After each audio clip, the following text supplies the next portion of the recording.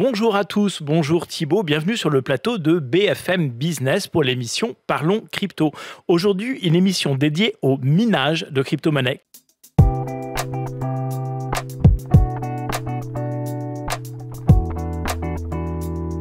Comment vas-tu Thibaut? Ça va très bien, bonjour à tous, bienvenue sur Parlons Crypto, notre émission hebdomadaire dans laquelle on vous explique comment et pourquoi Bitcoin et les crypto-monnaies vont changer le monde. Voilà, et d'ailleurs, si vous avez des sujets que vous jugez intéressants et que vous souhaiteriez nous voir aborder ou des personnalités de l'écosystème que vous souhaiteriez nous voir recevoir, n'hésitez pas à nous le mettre en commentaire. Et donc, une émission aujourd'hui dédiée au minage. On va parler mining, on va reparler mining puisqu'on en a déjà parlé sur Parlons Crypto avec nos deux invités du jour d'ailleurs. On avait fait une première émission dédiée au fonctionnement de l'activité de mining dans sa globalité. Une autre un petit peu plus technique, focalisée sur les pools de minage. Là, on va s'intéresser au mining green. On va parler aussi de The Merge et son impact sur toute cette activité-là. Et on reçoit du coup nos deux experts mining qu'on a déjà reçus sur Parlons Crypto. Julien Gourlet, CEO de Helium, et Saimi Baragan, CEO de Start Mining. Bonjour messieurs, comment ça va? Très bien. Bonjour à tous, ça va super. Bon, alors, question d'usage chez nous, vous allez vous représenter. On se connaît déjà. D'ailleurs, vous pouvez retourner voir les émissions qu'on avait fait ensemble l'année dernière sur la chaîne de Parlons Crypto. Mais peut-être en quelques mots, revenir sur votre parcours et comment est-ce que vous êtes tombé dans l'univers des cryptos? Longue histoire. Alors, donc je m'appelle Saimi Baragan, effectivement, je suis CEO de Start Mining. Alors, comment est-ce que ça a commencé pour moi? Tout d'abord, j'étais agent EDF. Donc, j'ai appris à lire une facture d'électricité, ce qui m'a été très utile pour compter les kilowattheures quand je branche ma machine. Et effectivement, en explorant un petit peu le sujet autour de l'informatique, je suis tombé nez à nez avec le mining. Mais qu'est-ce que c'est que le mining? Et en creusant, je suis tombé sur cette chose incroyable qui est de brancher un ordinateur et ensuite de commencer à générer des crypto-monnaies. Et de fil en aiguille, ça a donné ensuite la colocation, l'hébergement et pas seulement la fabrication de machines. Et de fil en aiguille, des clients qui ont souhaité être hébergés. Et puis voilà, aujourd'hui, on héberge une vaste colocation en Islande. Bon, on reviendra sur tout ça avec plein de détails. Et toi, Julien? En fait, moi, j'ai un parcours assez similaire à celui de Samy, puisque comme lui, je suis tombé assez rapidement sur les rigs de minage, le minage, qu'est-ce que c'est, comment ça fonctionne. Et j'ai donc fondé une société qui s'appelle Helium, avec laquelle on opère la pool de minage Crux Pool, qui est la première pool de minage en France. Et donc, les pools de minage, comment ça fonctionne? Assez simplement, on agrège la puissance de calcul de nos utilisateurs pour générer les blocs de la chaîne très rapidement, donc sécuriser les blockchains, et leur permettre de générer de la liquidité à ces mineurs. Et Start Mining, si tu devais résumer en quelques mots votre activité? Alors, très simplement, c'est la vente et l'hébergement de machines conçues pour fabriquer des crypto-monnaies comme le Bitcoin, par exemple. En fait, c'est un hôtel pour ordinateur. On pourrait dire ça. C'est intéressant comme analogie, on pourrait dire ça. Du coup, dans les premières émissions, on s'était dit en sortie qu'il y avait encore beaucoup de sujets qu'on n'avait pas pu aborder. On avait dit on les ferait revenir. Voilà, ils sont revenus. Un des sujets qui revient très souvent quand on parle de Bitcoin et du mining, c'est naturellement sa consommation énergétique. Donc, on va parler un petit peu de la notion de mining green. Avant de parler de ça, peut-être c'est intéressant de commencer par réexpliquer finalement pourquoi Bitcoin consomme de l'énergie, pourquoi Bitcoin consomme de l'électricité. Je la donne à qui? Saimi? Avec plaisir. Alors, c'est une très bonne question. En fait, tout simplement parce que la technologie sous-jacente le demande, c'est-à-dire la blockchain. Alors, jusqu'à présent, il y avait des banques qui avaient des registres privés qui n'étaient connus que d'elles. Et puis, Satoshi, créateur de Bitcoin, donc, a mis en place le Bitcoin avec la blockchain, donc, qui est un registre public, en fait, qui est une chaîne de blocs que tout le monde peut vérifier. Et en fait, c'est ce processus de sécurisation et de vérification qu'on appelle le proof of work, qui est un consensus d'accord qui, effectivement, permet d'éliminer les tiers de confiance qu'il y avait autrefois et qui fait que tout le monde est en accord avec les blocs, avec l'information que contiennent les blocs.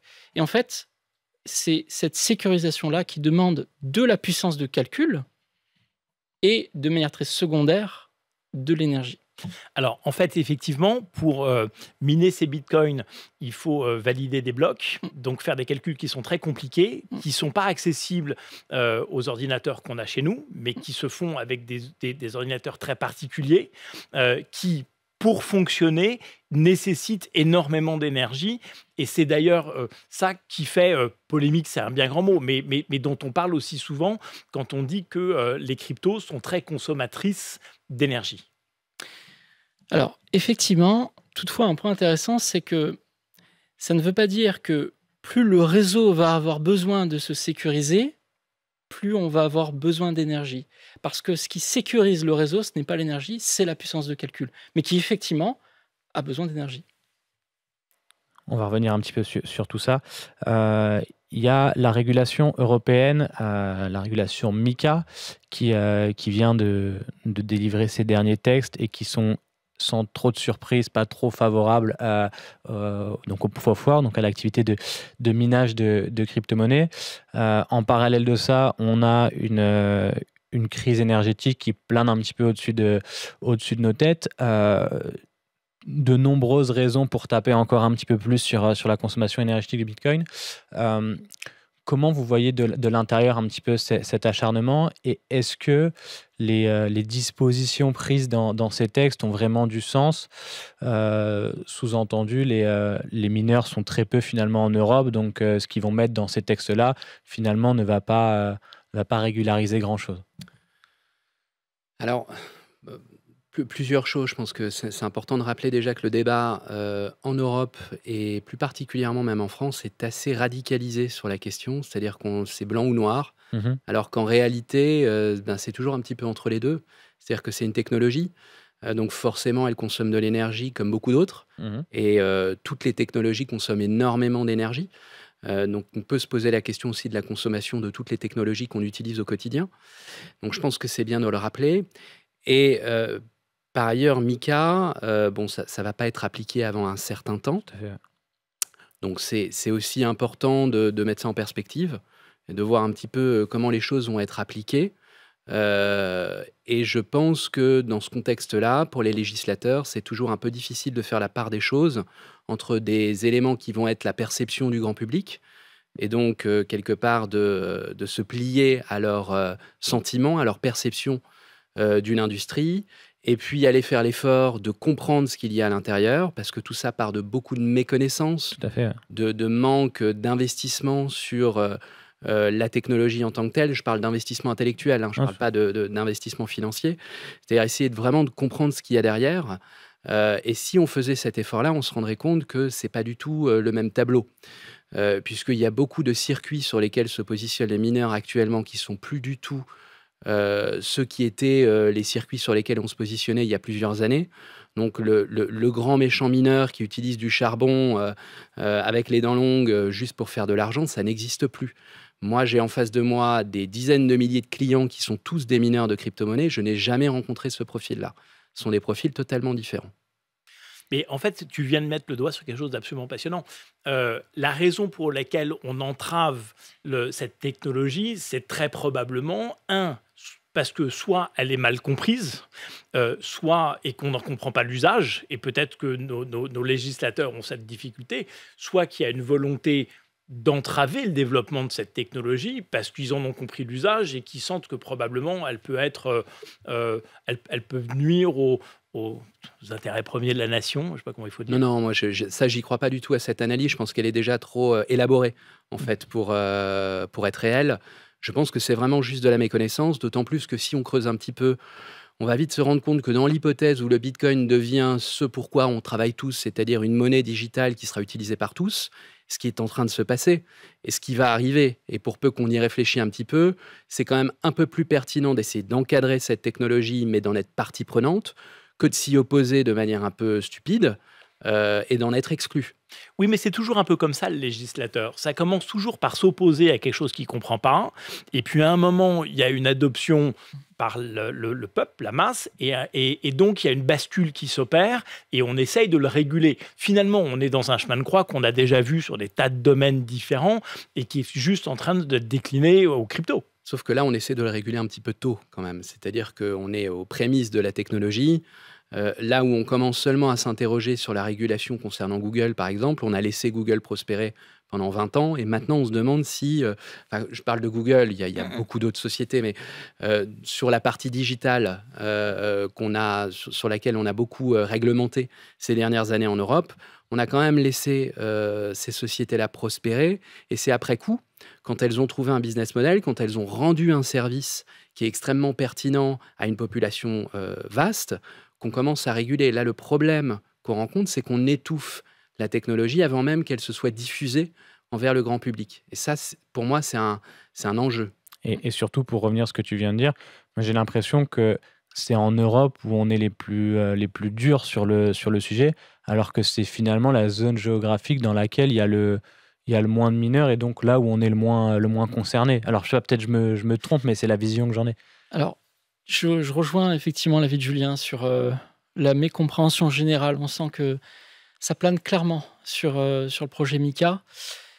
En ce qui concerne la puissance de calcul disponible en Europe, alors Mika concerne l'Union européenne, donc effectivement ça exclut la Norvège, ça exclut l'Islande. Par contre, ça concerne la Suède. En Suède, il y a des centaines de mégawatts qui permettent de sécuriser la blockchain Bitcoin. Donc il y a des dizaines de milliers de miners actuellement en Suède. Je pense aussi à l'Espagne parce qu'en ce moment, on est très intéressé par ce qui se passe sur place. Dans certaines régions désertiques d'Espagne, des mineurs sont en train de financer massivement justement des fermes photovoltaïques pour produire de l'énergie sur place. Donc il y a quand même, ça bouge quand même. Il y a des écosystèmes qui se mettent en place et qui sont quand même assez vivants. Par contre, il y a un fait indéniable qu'on entend parfois même dans des débats, des keynotes ou autres, c'est que la mécompréhension, c'est de croire que pour sécuriser Bitcoin chaque jour toujours plus, il va falloir toujours plus d'énergie. Alors c'est faux parce que ça ne tient pas compte de l'efficience des machines. 100 MW en Suède n'a pas besoin de devenir 200 MW. Pourquoi ? Parce que pour sécuriser plus Bitcoin, 100 MW en Suède, ça va être un ratio de 3 fois la puissance dans 2 à 4 ans par rapport aux nouveaux puces qui arrivent sur le marché, qui vont passer bientôt en 5 nanomètres et ensuite en 3 nanomètres, c'est déjà prévu par TSMC. Donc en fait, pour la même quantité d'énergie, le réseau va être beaucoup plus sécurisé. Et ça, c'est un des aspects qui, je pense, est méconnu. Et surtout, c'est un aspect qui est hyper factuel finalement, parce que ça, c'est des chiffres et donc Absolument. on peut les comprendre très facilement, quoi. Et est-ce que cette appréhension à cette énergie, ou à cette dépense énergétique est la même partout dans le monde, ou est-ce que il y a des pays où il est plus facile de développer des fermes de minage ? Définitivement oui. Définitivement oui, surtout lorsque le flou juridique, réglementaire et fiscal a été écarté. Je pense par exemple aux États-Unis, Biden a été très clair sur la question. Il tolère le mining, il tolère le proof of work, et surtout ça va être légalisé dans la mesure où 51% passe en énergie green. Ça veut dire que 51% du proof of work Bitcoin doit passer green pour que ça puisse perdurer. Sachant au passage que la définition du green aux USA, c'est pas seulement l'énergie renouvelable, soit disant passant. Oui, c'est-à-dire qu'ils ont une approche de l'énergie green qui est beaucoup plus souple que celle qu'on peut avoir en Europe. Hein. En l'occurrence, justement, ça fait la transition. C'est quoi la définition aujourd'hui de ce qu'on appelle le mining green ? Parce que finalement, selon les zones géographiques, c'est pas non plus tout à fait la même définition. Alors, clairement, il y a un avant et un après 2021. Okay. L'avant 2021, le mining green, par définition, c'est du minage qui va se faire avec un contrat d'énergie qui certifie que la source est d'origine renouvelable. J'entends centrale hydroélectrique, j'entends centrale géothermique, par exemple. En janvier 2022, donc post-2021, la Commission européenne annonce que ça n'a pas marché. Il faut une énergie de transition. Le nucléaire, le gaz naturel. En juillet 2022, c'est officiel. Le gaz naturel et le nucléaire deviennent label vert officiellement. Aujourd'hui, c'est green. C'est-à-dire qu'on peut avoir de l'énergie carbonée vert. Alors, effectivement, aujourd'hui, l'énergie green, c'est aussi l'énergie qui est dite fossile, parce que le gaz naturel, c'est l'énergie fossile. Mais c'est green, alors jusqu'à un certain seuil, puisqu'ils ont quand même fixé des plafonds au nombre d'émissions de kilogrammes de CO2 par kilowattheure produit. Mais aujourd'hui, donc, du minage green, au sens où nous l'entendons en tant que mineurs, c'est de l'énergie renouvelable. Mais si on veut coller avec les possibilités accordées en Union européenne, Ça pourrait être aussi avec du nucléaire. Mais finalement, c'est extrêmement souple alors de miner en Europe. Alors, encore faut-il trouver du gaz, mais en ce moment, c'est peut-être compliqué. Tout à fait, tout à fait. Alors, c'est la possibilité qui est accordée au mining pour devenir green, parce que ce qu'il faut comprendre aussi, pourquoi est-ce qu'il y a cette adoption qui a été faite, c'est en rapport aussi avec la taxonomie, c'est-à-dire qu'il y a des budgets privés aujourd'hui qui peuvent financer ces énergies comme le gaz et le nucléaire. Ça ne veut pas dire que le mining devrait être en direct de centrales nucléaires. Et aujourd'hui, du coup, tu en as cité quelques-uns, mais est-ce que tu as des exemples concrets d'écosystèmes green qui sont déjà mis en place, qui fonctionnent bien? Parce que c'est vrai que on en entend souvent parler, mais on ne cite pas souvent d'exemples, alors qu'il y en a beaucoup. Est-ce qu'il y en a quelques-uns qui sont parlants? Il y en a beaucoup, oui, tout à fait. Je pense notamment à la Norvège du Nord, donc une région qui est de plus en plus prisée par les mineurs, Tromsø, Narvik, qui sont des régions en fait qui sont un petit peu désaffectées. Il n'y a pas vraiment d'écosystème, mais les mineurs arrivant, du coup, il y a des écosystèmes qui se créent là où autrement ils n'existeraient pas. Donc j'entends des niveaux de tension, des transformateurs, des bâtiments qui vont ensuite aussi accueillir du HPC ou autre. Et ça, en fait, c'est possible parce que les mineurs viennent financer finalement cet écosystème qui sort de terre. Mais d'où ça vient cette énergie? En fait, du surplus. Pourquoi? Parce qu'en fait, c'est une énergie qui n'est pas spécialement demandée. Le sud de la Norvège est raccordé à l'ensemble de l'Europe, pas le nord de la Norvège. Donc là, on est face à un surplus d'énergie qui finalement est réclamé par personne puisqu'il n'y a pas d'écosystème. Mais le mineur, lui, c'est ce qu'il cherche parce qu'il veut regarder le prix. Et c'est là que c'est intéressant de parler de proof of work. Ça crée des choses là où autrement il n'existerait pas. Oui, passionnant. Donc en fait, il y a de l'énergie accessible qui ne manque à personne quand on l'utilise pour miner du Bitcoin et qu'on peut parfaitement utiliser. Et c'est déjà le cas quand je parle de la Suède. Je parle de 100 mégawatts, mais il y a des centaines de mégawatts en Suède de mining qui sont positionnés dans des environnements où finalement il n'y a pas de besoin. Pour la simple et bonne raison que comment fonctionne un producteur d'énergie et par expansion un énergéticien, il ne peut pas signer un contrat d'énergie où il va s'engager à distribuer des mégawatts si derrière il y a des populations qui en ont besoin. Ça n'a aucun sens. Ou alors le prix va être quadruplé. Alors, toujours pour rester dans l'énergie green et les sources de pollution, qu'est-ce qu'on fait de ces machines qui ne sont plus utilisées une fois qu'elles ont miné et qu'elles deviennent obsolètes? Lequel des deux veut répondre? Je ne suis pas le mieux placé, je pense, pour répondre. C'est vraiment toi, Samy, qui a ces connaissances-là. Alors, c'est une très bonne question qu'un jour, en plus, un journaliste m'a posée. C'est une très bonne question. Et en fait, un ASIC qui fabrique du Bitcoin, une fois qu'il est branché, il fait son temps.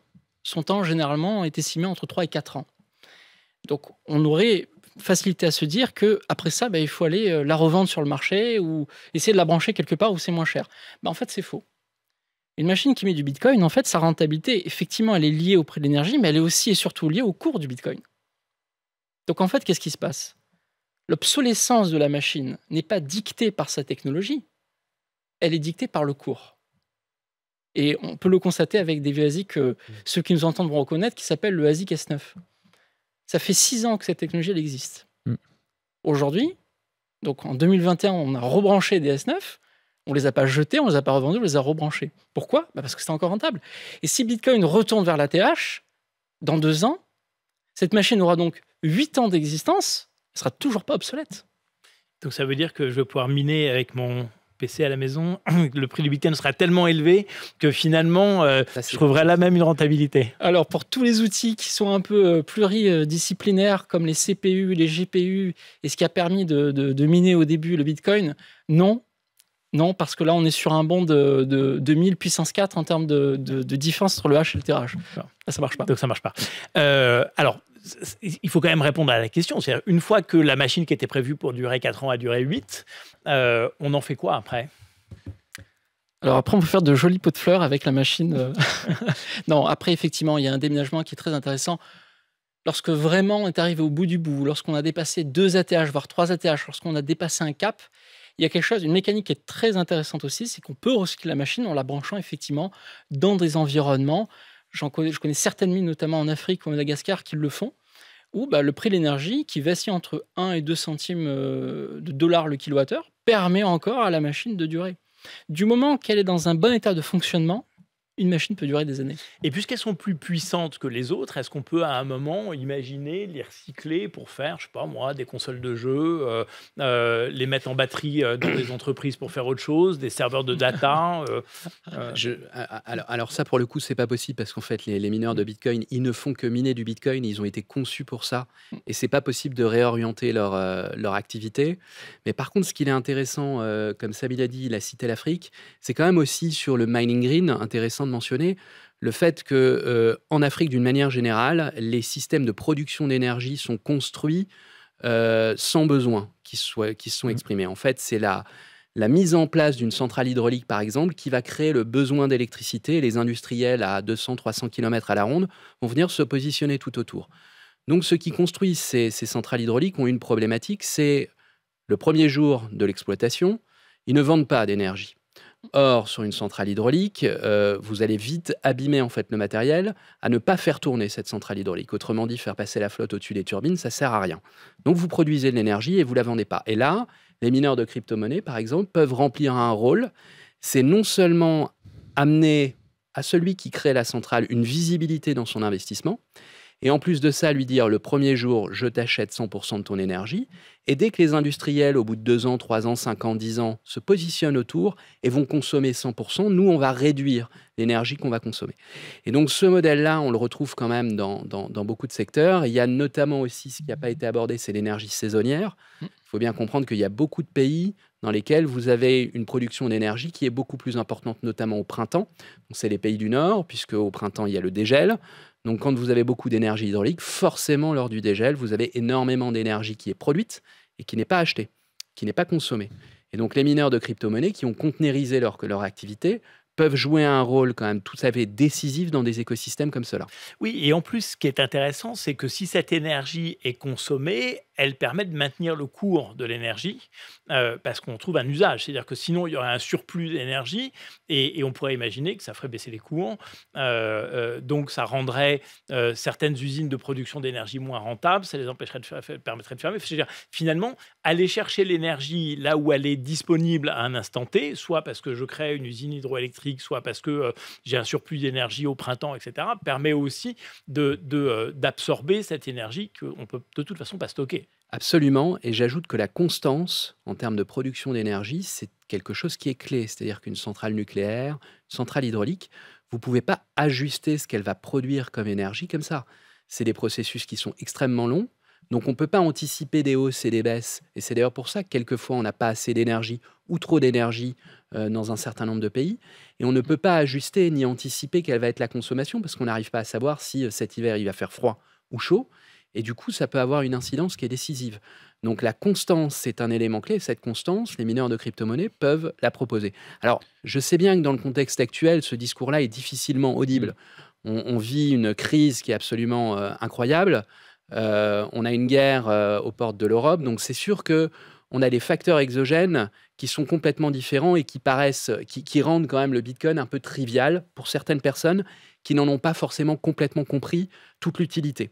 Et en plus de ça, on vit dans une zone, l'Europe, qui est particulièrement stable et particulièrement stable au niveau monétaire, ce qui veut dire que la pertinence du Bitcoin, qui apparaît de manière assez éclatante pour un certain nombre de zones géographiques, Amérique du Sud, Moyen-Orient, etc., qui n'ont pas la chance de vivre sur des zones monétaires aussi stables que la nôtre, eh bien, c'est vrai que on rejoint un petit peu la radicalité du discours qu'on peut trouver dans les législations en vigueur. En fait, Mais ce qui est intéressant, c'est qu'on a eu aussi le contre-pied avec l'Ukraine, qui finalement aujourd'hui se hisse dans le top des pays qui utilisent le plus des cryptos pour les raisons qu'on connaît. On l'a évoqué d'ailleurs avec Artem sur Parlons Crypto il y a quelques semaines. C'est un super cas d'usage de montrer à quoi peuvent servir aussi les cryptos. Mais Et évidemment, parce que j'ai envie juste d'ajouter que vous avez un système financier complet qui est accessible via une seule connexion Internet. Vous n'avez pas besoin de banque centrale, vous n'avez pas besoin de banque, vous n'avez rien besoin.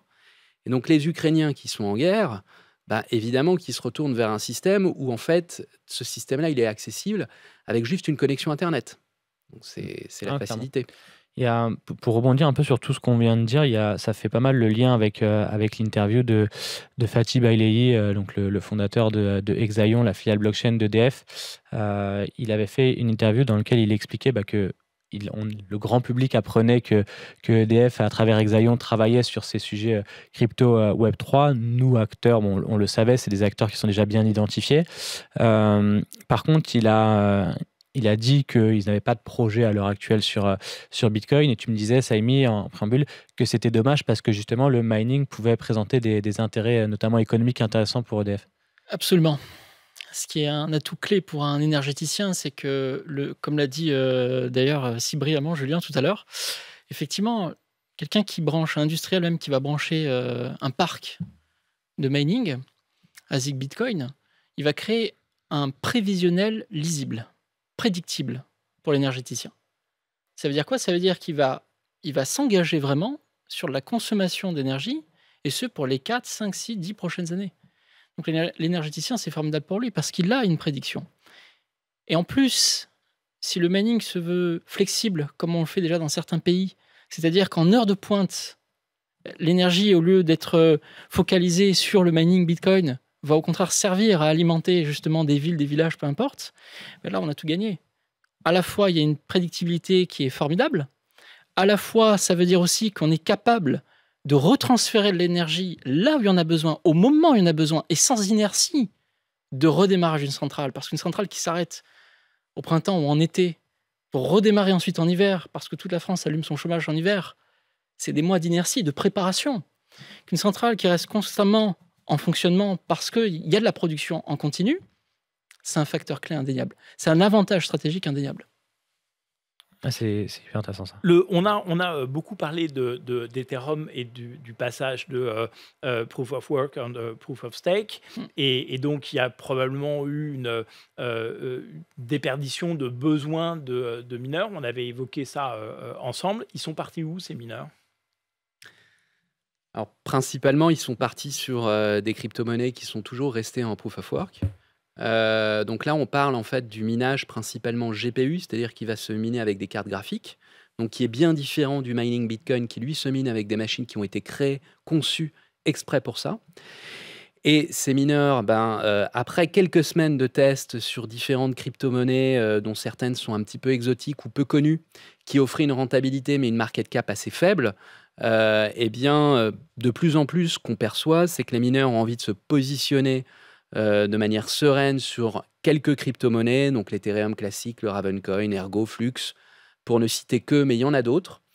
Donc on perçoit clairement qu'il y a une transition de leur activité de l'Ethereum vers ces crypto-monnaies-là. Est-ce que ça a eu une incidence sur le cours de ces crypto-monnaies, le fait qu'il y ait de plus en plus de monde qui soit venu miner ces cryptos? Pour l'instant, assez peu. Par contre, ça a eu une incidence assez considérable sur la rentabilité du minage GPU.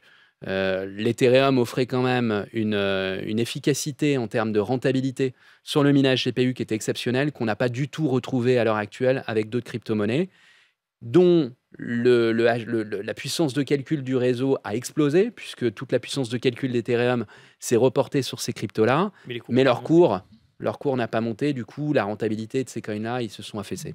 Et on a un petit peu de visibilité aujourd'hui. Est-ce que c'est simplement dire, de toute façon, j'ai du matériel, il faut qu'il tourne, donc je le bascule sur d'autres technos. Est-ce que ça va être durable ou est-ce qu'à un moment donné, une fois que le matériel sera plus aussi performant, ils diront, on lâche l'affaire? Non, clairement, maintenant, on a des clients qui ont atteint la rentabilité avec les coins actuels. Et donc, on a aussi certains clients qui ont arrêté leur machine, qui prévoient éventuellement de les relancer en fonction de certains seuils, soit des seuils de prix d'énergie en termes d'acquisition, soit des seuils de cours de coin. Ok. On voit bien que tout ça, il y a beaucoup de bouleversements, toutes ces problématiques d'énergie verte, la cessation d'activité de Proof of Work sur l'Ethereum, etc. C'est quoi l'avenir de vos industries respectives? Alors, je pense à ce qui est en train d'être déjà en cours, c'est l'industrialisation en fait du mining de Bitcoin. D'ailleurs, c'est clair depuis plusieurs années, depuis que les ASIC existent en fait sur Bitcoin, c'est quelque chose qui tend à s'industrialiser de plus en plus. Nous, chez Start Mining, en tout cas, ce qu'on fait, c'est qu'on travaille à recréer l'accessibilité économique, mais aussi à faire en sorte que tout ne soit pas que centralisé dans certains pays clés qui sont favorables justement au minage de Bitcoin, mais faire en sorte que le plus grand nombre de personnes y aient accès. Alors, j'ai bon espoir que l'avenir de l'industrie se porte pas que vers les fonds d'investissement, pas que vers les BlackRock qui, effectivement, ouvrent les portes, ce qui est très bien pour l'adoption majeure de Bitcoin, mais que on va garder, c'est ce que je souhaite, et c'est sur quoi on travaille, on va garder cette mise à la portée des particuliers, et pas seulement des fonds d'investissement, et pas seulement des family office. Il faut que ça reste un peu artisanal. Il faut qu'on arrive à rester dans la recette du white paper de Satoshi. On reste quand même sur une monnaie qui, je le rappelle, est censée être décentralisée, qui est censée être à la portée de tout un chacun. Et chez toi? Alors clairement, hein, on assiste à une professionnalisation constante de l'activité qui a été amplifiée par The Merge, puisqu'avant, les petits acteurs pouvaient encore s'y retrouver sur Ethereum, c'est plus le cas du tout. Vu l'affaissement en fait, de la rentabilité des différents coins GPU qu'on peut trouver. Et le GPU est quand même l'apanage des mineurs, des petits mineurs, c'est-à-dire ceux qui ont un petit peu d'outils chez eux et qui veulent miner dans leur garage. Et donc, ce qu'ils vont faire, eux, c'est de se tourner vers des acteurs comme Start Mining pour justement, Start Mining va pouvoir héberger en fait leur machine et eux vont pouvoir bénéficier toujours de la rentabilité, mais avec un acteur pro qui va gérer la machine, obtenir leur meilleur coût d'électricité. Donc ça, c'est clairement ce qu'on perçoit, une professionnalisation constante de l'activité. Et j'aimerais ajouter aussi que dans le futur, en tout cas c'est l'histoire qui le confirme, on y voit un positionnement des États de manière de plus en plus évidente. C'est-à-dire que plus il y a d'adoption du Bitcoin et des monnaies en général, plus il y a de l'engouement, plus l'État est dans l'obligation de se positionner. Et par exemple, l'été 2021, on voit que la Chine a fait un ban un peu sélectif de toutes les mines dites illégales, donc ensuite qui ont migré aux États-Unis. Aujourd'hui, le pays s'est plutôt mis entre les mineurs et les énergéticiens, parce qu'on ne peut pas réprimer une révolution, on l'encadre, enfin on la taxe. Donc c'est très intéressant ce qui se passe, et on observe qu'en Amérique latine, Brésil, Argentine, Paraguay, sont en train de se positionner. Il y a des lois qui ont été adoptées au Sénat, qui sont en train de passer dans les congrès, pour légaliser définitivement le mining sur le plan fiscal, juridique et réglementaire, pour retirer les flous. Et c'est ce qui est en train de se produire en Nouvelle-Zélande, au Canada, aux États-Unis. Et je pense que dans le futur, peut-être qu'il y aura finalement assez peu de flou. Bon, on arrive au terme de cette émission. On aura encore beaucoup à dire. Hein, Thibaut, on les réinvite une troisième fois. Je pense qu'on n'aura pas trop. Merci beaucoup, messieurs, d'être venus partager votre expérience sur ce plateau. On espère que ce sujet vous aura tout autant passionné que nous. Et si vous avez eu des problématiques de minage et que vous avez envie de témoigner sur notre chaîne, vous pouvez le faire en commentaire, évidemment. Merci, Thibaut, de nous accompagner chaque semaine de ton éclairage. Merci à toi. C'était Parlons Crypto sur BFM. Vous pouvez nous retrouver tous les mercredis à 16h30 sur la chaîne YouTube pour de nouvelles émissions. N'oubliez pas de vous abonner et, comme Stéphane l'a répété, si vous avez des idées de sujets ou d'intervenants, n'hésitez pas à nous en faire part. À bientôt. À bientôt.